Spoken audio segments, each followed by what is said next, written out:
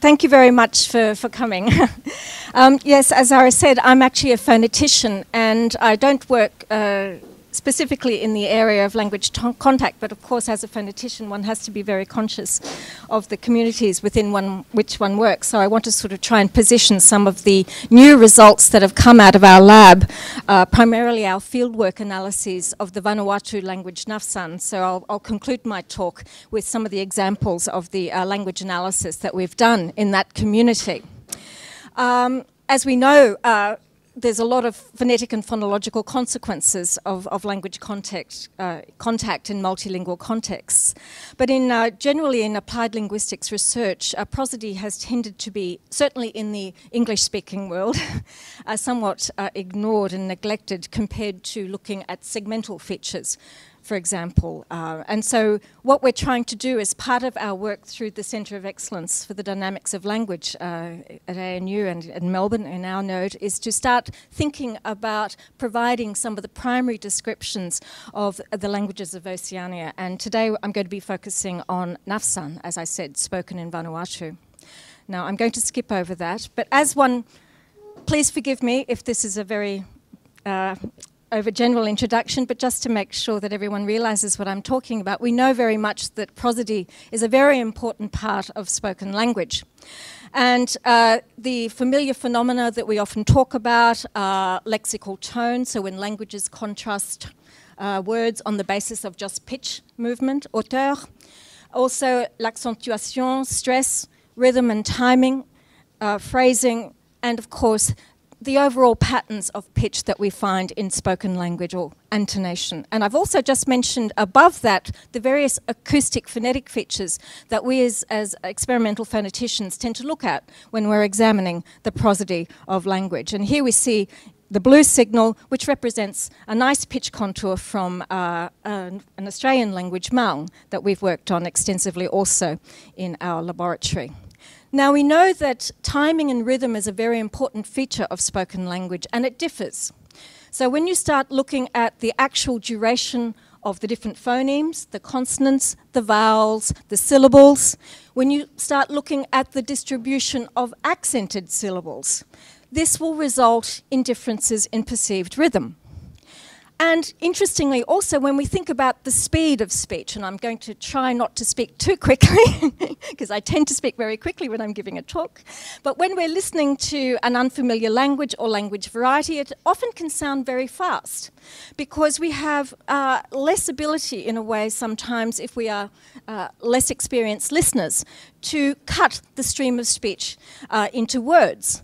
But we also know from various experimental studies, for example, there have been some wonderful studies done comparing Swiss French, for example, versus reference French or standard French. And it's been found that there is actually some evidence that even within varieties, there are measurable differences of speech rate or tempo. And so this is an important area that we also look at. Now, there's growing interest in prosody, obviously, now in situations of language contact and bilingualism. And this has really started to grow, I would suggest, in the last 20 to 15 years. And what we're looking at usually in this field is the transfer of different phonological features to do with prosody.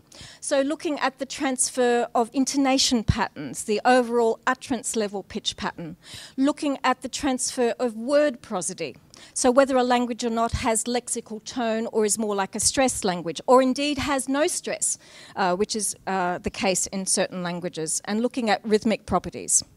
So we know from some wonderful work, in fact, done on French varieties around the world, that French spoken in Chad, in Central Africa, has lexical tone traits, but it also has phrasal traits to do with reference French or standard French. We also see lexical tone emerging in Singapore English and also in Nigerian English. Now, thinking more about accentuation and stress, there's a rather, it sounds a bit negative, but there's this concept that researchers at Paris have termed stress deafness. That is, if a language doesn't make use of word stress or very pronounced accentuation. It can be very difficult then in learning a language that does make use of quite a lot of differences in stress placement, stress realization. There can be this issue of what's called stress deafness, particularly once you start to learn the language or start being aware of the language. But it's not just about negative transfer. There can also be positive augmentation of the prosodic system, and I think that's where the work done on French in Central Africa, I think, has been particularly interesting. So in other words, you see emerging certain word-level prosodic patterns that may not exist in reference French, but augmenting the kind of basic French that people are speaking there. But that's very much an issue of the substrate and superstrate interaction. I think another very important aspect of prosodic transfer is sociolinguistic identity and accent. And this isn't an area that has received a lot of focus in the prosodic literature, but it's certainly very much a growing one, and one that I think is very, very cogent in this particular context of our workshop. So as I said, I'm part of a project that's documenting the phonetics and phonology of a range of languages. We've done quite a bit of recent work on Nafsan, spoken in Vanuatu, and I'd like to acknowledge my collaborators, one of whom is here, Nick Tierberger, who will be talking shortly, and also our postdoctoral researcher, Dr. Rosie Billington, who's been a great person who has assisted us very much in this work. Now, Nafsan is spoken on the island of Efate in Vanuatu. It has about 6,000 speakers, spoken along the parts of the southern and eastern coast. Now, why do we need a corpus of Nafsan to look at prosody? Well, when you look around the prosodic manuals, the research, the other sorts of publications that you find on prosody, that is often restricted to relatively few major languages compared to segmental phonetic research, particularly again in the domain of transfer and contact. And I guess in general, we've always been interested to challenge universalist views in relation to prosodic form and function. And part of our brief is to think about prosodic typology and to refine existing impressionistic analyses of prosody with our quantitative experimental studies. And I think work in this region really helps us think about the kind of challenging some of the preconceptions that we have, particularly in my world, in the phonetics world, about variation within typologies and across typologies. So I think this is this important area of language contact is something for us to consider. So part of our collection of our prosodic corpus, and here we have our colleague Rosie working with two of our language teachers, our language consultants. Obviously very important in the work that we do in experimental phonetics and documentation in general is to amass a variety of digital materials. We've collected narratives and stories. We've also looked at very controlled sentence materials in order to really focus in on what might be the important features of the word prosodic system of this particular language. Rosie and Nick in particular have been working hard in augmenting the dictionary work, but that also gives us another great source of material to do our work. We've also recorded interactive speech tasks using storyboards in order to try and start looking at interactional prosody and interactional discourse, which is obviously a very important aspect of prosody elsewhere as well. But the main thing is that when we have this fantastic database, this base de données, it really allows us to do detailed acoustic, phonetic and phonological analyses of the various sounds of a language. Now, please don't be frightened by all these diagrams, but this just gives you the sort of a very brief insight to the sort of signals up there on the right-hand corner. What we have there is a spectrogram and a sound wave. So what we're able to do is cut that sound wave into meaningful broad phonetic or phonemic units, and then what we have in the major plot here is a plot that's looking at the durational variation of vowels in blue and the durational variation of consonants in red. And as we can see already, there's a huge amount of variation. So the depth, the height of the bars represents the variation in actual time. So once we are able to extract this information using various computer programs, we're able to document timing features, for example, of Nafsan. So we know that Nafsan as a language has a phonology that consists of 15 consonants and up to 14 vowels, both short and long. But we can also calculate speech rate. So we know that for our particular speakers, they're producing around about 16 phonemes per second, 5 syllables per second. So that gives us a nice view of speech rate. We can also calculate very basic statistics on average consonant duration, average vowel duration.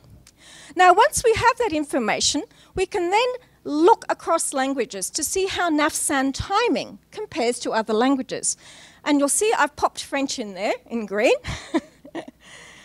The blue is English. I'm sorry, I'm English, so I always have a bit of English in there. Yellow is our Nafsan data, and green is our standard Parisian French. And we sort of see that in terms of timing, what we're looking at here is the difference in timing between adjacent vowels in adjacent syllables. So we're looking at the timing relationship from syllable to syllable, but just looking at the vowels. Now, why look at this? Why is this interesting? Well, you can see that there's some variation across the various languages shown here. In other words, languages don't use the same timing relationships when they're looking at their vowels. And hopefully in November I can show you some Tahitian data to add to this picture. But we see French is sort of down the right end, somewhere near Spanish. We've got Nafsan, that's sort of in the middle group there. Okay, whereas we see German and English very much sort of at the left. In other words, that means that these two languages, we interpret this as these two languages, German and English, have very similar stress systems. They lengthen vowels a lot in accented stressed syllables. They shorten vowels a lot in unstressed syllables. Whereas in that middle group of languages, we don't see as much durational variation from syllable to syllable. So it just gives us some very useful basic information on timing.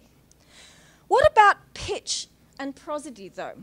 We know that languages also use intonation to highlight important words. Focalisation, accentuation, is a very important element in the way, the armory that languages use to promote certain pragmatic inferences or to even just highlight a particular word or constituent in a sequence.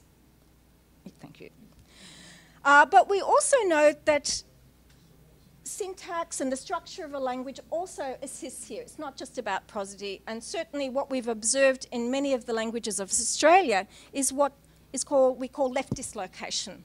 We also see this in Samoan and many other languages. And what comes with that is also a certain prosodic pattern, but that's more to do with the phrasing pattern of prosody rather than the accentuation pattern of prosody. But we see there's also a lot of variation and combinations of the two strategies that emerge as well.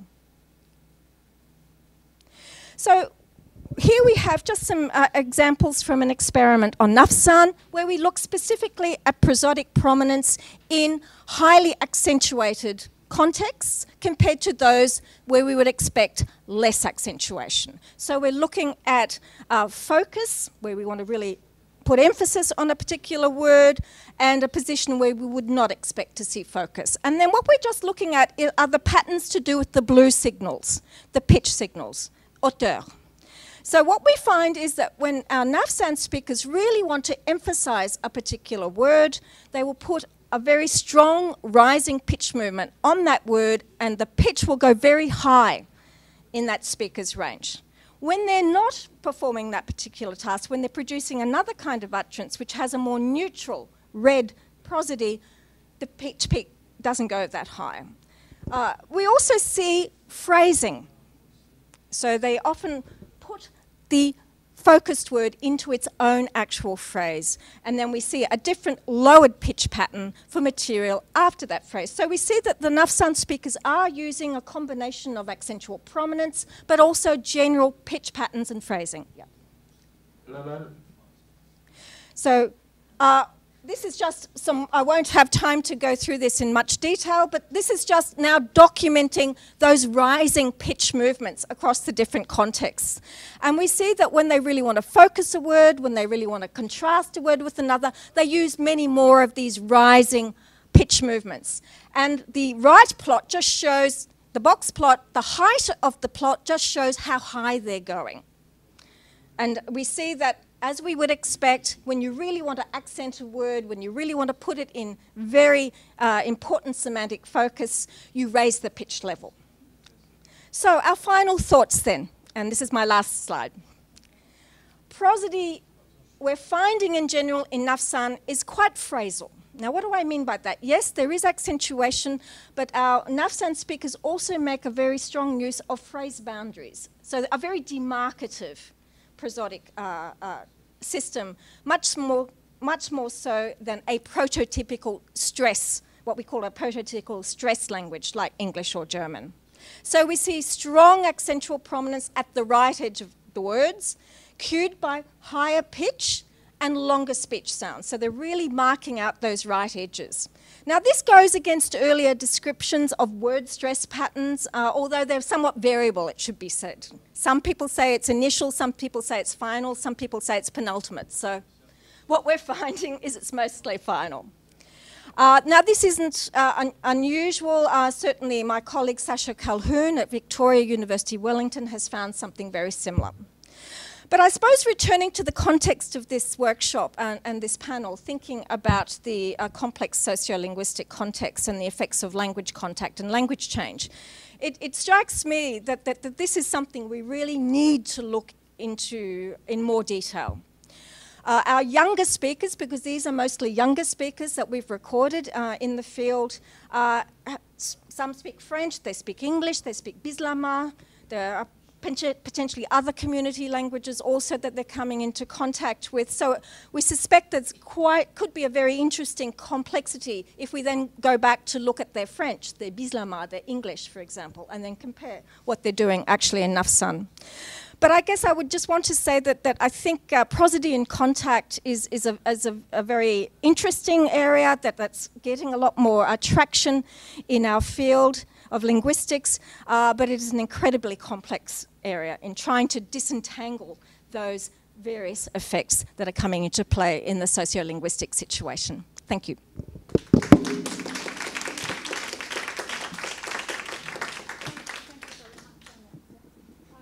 you have any questions? Could I ask a question following on from Zaira's talk?